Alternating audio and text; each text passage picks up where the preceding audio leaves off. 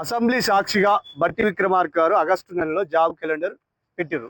అంటే మీరు నిరుద్యోగులకి ఈ రోజుకి సంవత్సరం అయింది. ఇలా వర్ధంతి కూడా చేయడం జరిగింది. అంటే మీకు ప్రభుత్వంలో ఉన్నటువంటి సోయి మా నిరుద్యోగుల మీద ఎందుకు సోయి లేదంటున్నాం. ఇవాళ మీరు జాబ్ క్యాలెండర్ లెక్క ప్రకారం అడుగుతున్నాం. మీ నోటిఫికేషన్ ఇవ్వండి. గ్రూప్ 1 కానీ, గ్రూప్ 2 కానీ, గ్రూప్ 3 కానీ, ఫారెస్ట్ బీట్ ఆఫీసర్ కానీ, జేఎల్ కానీ, డిఎల్ కానీ, ఏఎస్ అని కల్లబొల్లి మాటలు చెప్పినాం.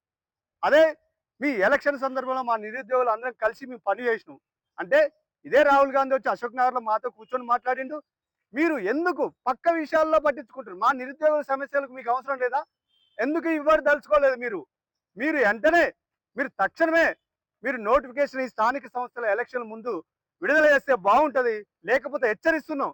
ఈ రాష్ట్ర వ్యాప్తంగా పెద్ద ఎత్తున కూడా మేము మిమ్మల్ని రోడ్లకు ఇడుస్తా అనేది కూడా మేము హెచ్చరిస్తున్నాం. ఎందుకు అంటున్నాం అంటే మీరు ఎందుకు పక్క డిపార్ట్మెంట్లో ఉన్నటువంటి సోయి మా మీద ఎందుకు లేదు?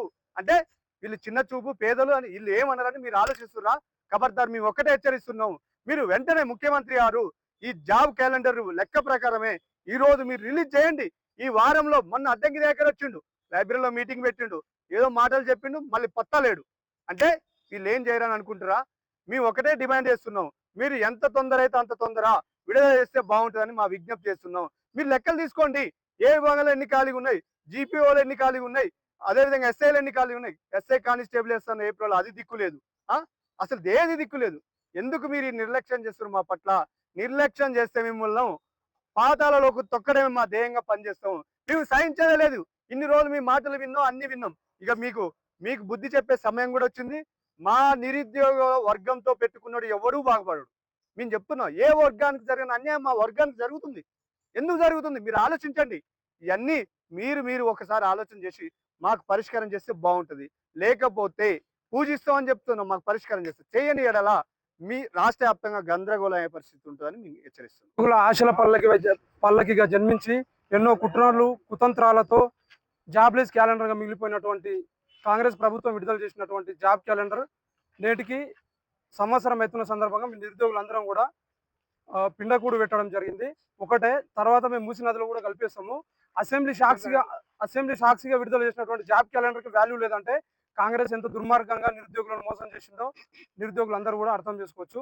ఎందుకంటే రాహుల్ గాంధీ గారు కూడా ఇప్పుడు జాబ్ క్యాలెండర్కు పిండకూడు పెట్టినామని నెక్స్ట్ కూడా ఖచ్చితంగా రాహుల్ గాంధీ గారు కూడా పెడతాం. ఎందుకంటే ఎలక్షన్కు ముందు రాహుల్ గాంధీ గారు చిక్కడపల్లి సెంట్రల్ లైబ్రరీ దగ్గరకు వచ్చి టీజీపీఎస్ తరాల్లో యూపీపీఎస్ తరాలు టీజీపీఎస్ క్యాలెండర్ రూపొందిస్తాం, ఏడాదికి 2 లక్షల ఉద్యోగాలు ఇస్తామని చెప్పారు. ప్రియాంక గాంధీ గారు కూడా సారూర్ నగర్ ఇండోర్ స్టేడియంలో హైదరాబాద్ యూత్ డిక్లరేషన్ సభ పెట్టి అక్కడ కూడా క్లియర్ కట్గా సంవత్సరంలో 2 లక్షల ఉద్యోగాలు ఇస్తాం, జాబ్ క్యాలెండర్ రిలీజ్ చేస్తామని చెప్పారు. ఒక్క హామీ కూడా నెరవేర్చలేదు.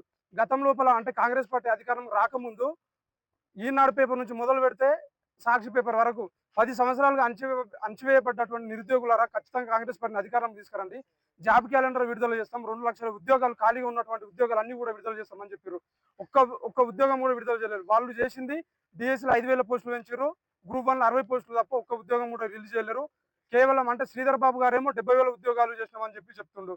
రేవంత్ రెడ్డి గారేమో 60,000 అంటారు. ఇంకో ఆయననేమో మార్చిలోగా 2 లక్షల ఉద్యోగాలు, 1,00,000 ఉద్యోగాలు అని పదే అంటే వాళ్ళకే క్లారిటీ లేదు. మొత్తానికి వాళ్ళు నిరుద్యోగులని వాడుకొని వదిలేసారని చెప్పి తెలంగాణలో ఉన్నటువంటి ప్రతి నిరుద్యోగి కూడా అర్థమైపోయింది. ఇకనైనా మేల్కొని జాబ్ క్యాలెండర్ కాదు, స్థానిక సంస్థలు రాకముందే, ఎన్నికలు రాకముందే ఖాళీగా ఉన్నటువంటి నోటిఫికేషన్ అన్ని కూడా రిలీజ్ చేయాలి.